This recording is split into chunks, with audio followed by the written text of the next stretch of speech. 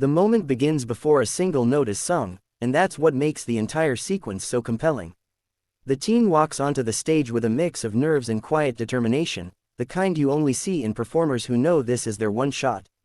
The lights feel harsher than usual, the audience louder but also strangely cautious.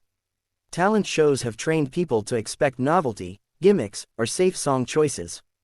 An Elvis song, especially from a teenager, instantly feels risky. It carries decades of history, comparison, and almost inevitable skepticism. You can feel that skepticism most clearly at the judges' table, especially from Simon Cowell, whose reputation for blunt honesty precedes him. His posture says everything before his face does. He leans back, arms crossed, expression neutral at best, signaling that he's already heard this story too many times. As the contestant introduces the song, there's a subtle tension in the room. The audience politely applauds, but it's not explosive. People exchange looks that say, "We'll see." The backing track begins, soft and familiar, and for a split second it feels like Simon's skepticism might be justified. Then the teen sings the first line. It's not loud, it's not flashy, it's controlled, textured, and emotionally grounded.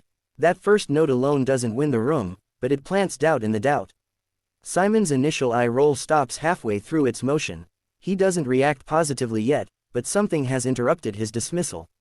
His arms remain crossed, though his shoulders subtly shift forward, signaling attention replacing judgment.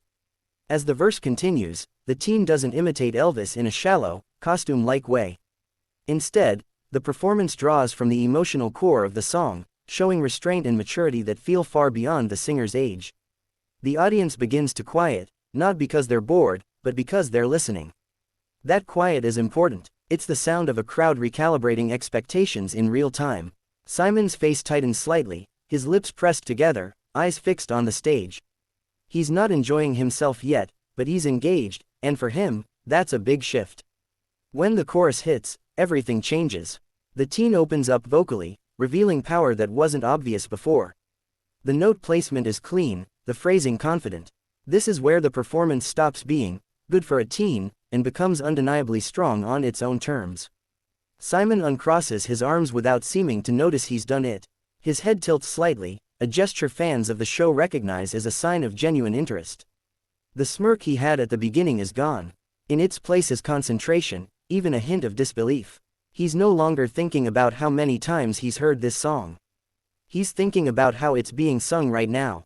The teen moves into the bridge with a subtle shift in body language, channeling the emotional weight that made Elvis iconic without copying his physical mannerisms.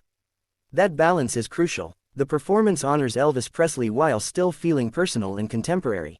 The audience begins to respond audibly, murmurs spreading through the room, followed by the first scattered cheers. Simon leans forward now, elbows resting on the desk. This lean is a turning point. It's not staged, not exaggerated, just instinctive.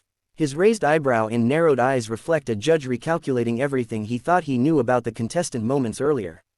As the song builds toward its climax, the teen takes a risk, holding a note just a fraction longer than expected. It could have gone wrong. Instead, it lands perfectly, filling the room with a resonance that silences even the loudest audience members. This is where Simon's reaction becomes the story. His mouth opens slightly, and for a brief second, he forgets the cameras. He mouths, "Wow," without sound, a rare, unguarded moment. Longtime viewers know this reaction can't be faked. It's the look of someone who has judged thousands of performances and didn't expect to be surprised again. The final note rings out, controlled and emotionally resolved rather than showy. There's no unnecessary vocal gymnastics, just a clean ending that respects the song. For half a second, no one moves.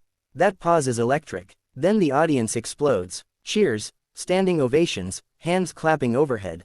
The teen stands still, processing it all, eyes wide, breathing heavy.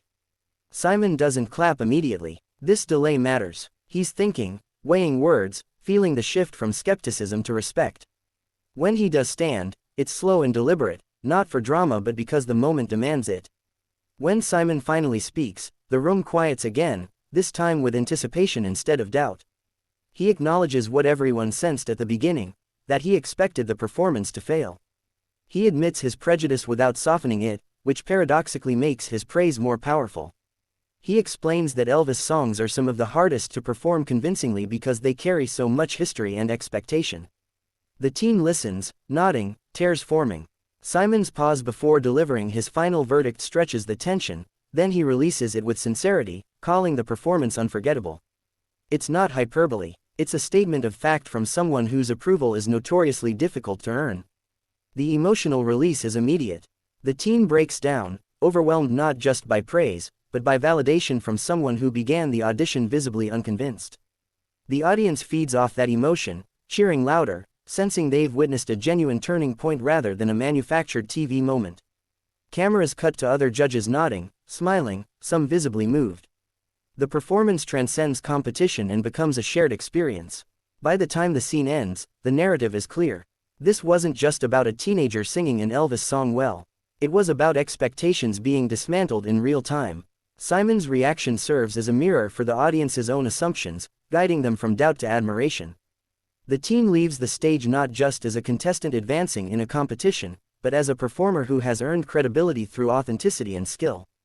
The moment lingers because it feels honest, and in the world of televised talent, honesty is what people remember long after the applause fades.